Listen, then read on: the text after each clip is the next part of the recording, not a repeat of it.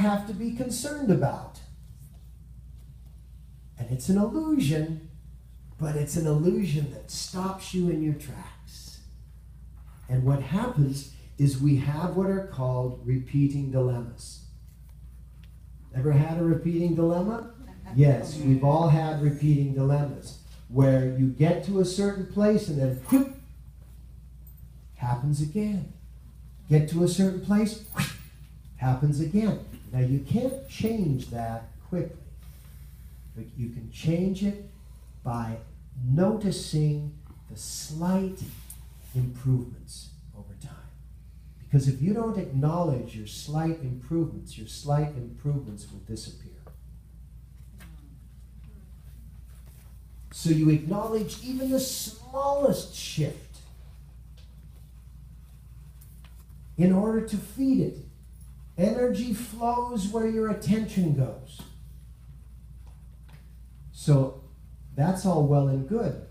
What happens in your daily practice is you actually approach the diaphragm. You say, well, if I'm not worried, then my diaphragm is very supple. How about if you just did some exercises that forces your diaphragm to be supple? Then you wouldn't have the stimulation to worry.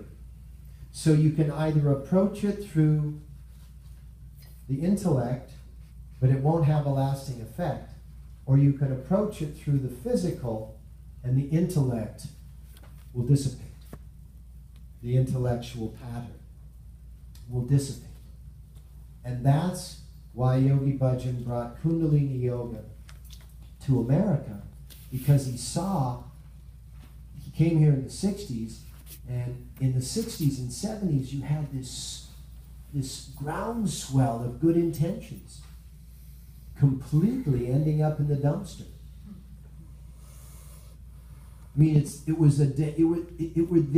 the days of grand ideas, of great hope, of we can shift this world of war into a world of peace.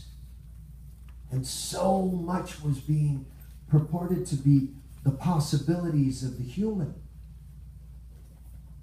But it lost its momentum because the forces of there's a lot of reasons to worry trumped the forces of there's no reason to worry. Right? Because the forces of there are all these reasons to worry were backed by millions of years of proof.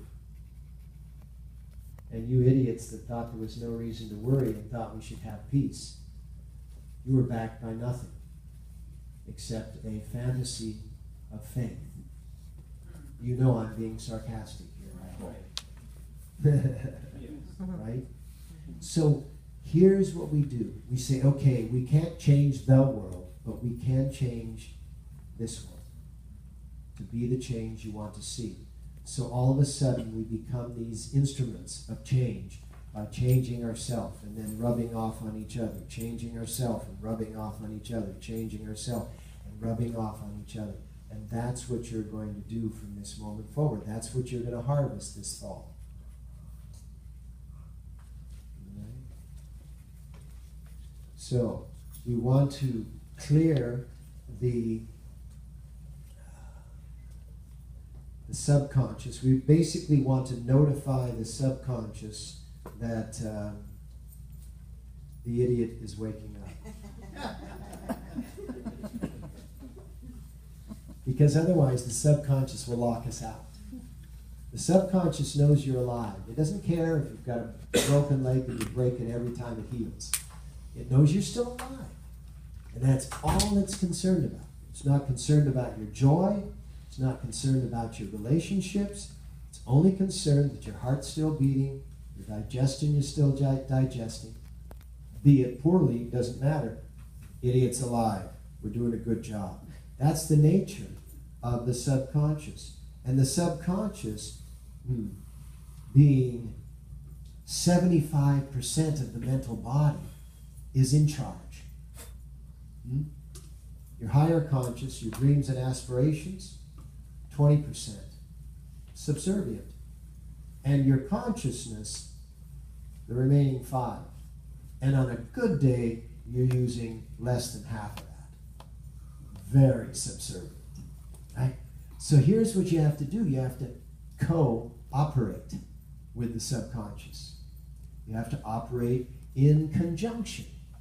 But the only way you can do that is by kissing its, begins with an A.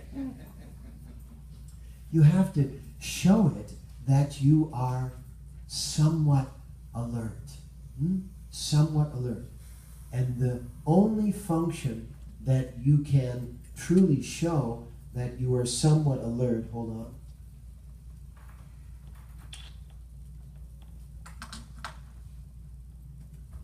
is breathing.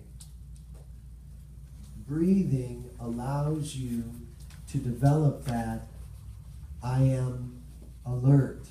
If you consciously breathe, then your subconscious begins to relate to you as not such an idiot. Because it will discount your will, it will discount your intentions, because it's only there to keep you alive.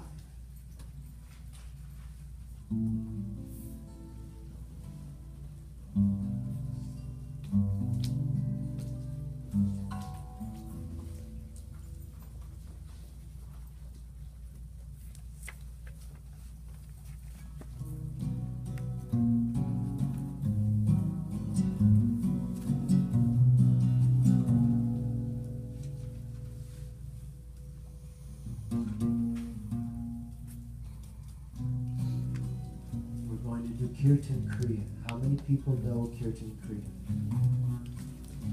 How many people don't know Kirtan Kriya? Okay, those, keep your hands up if you don't know Kirtan Kriya. Those that know Kirtan Kriya, look around. Keep your hands up if you don't know Kirtan Kriya. I didn't say put them down. Now, those of you that do know Kirtan Kriya, look around and walk over, crawl over to one who's got their hand up and teach them right here, right now.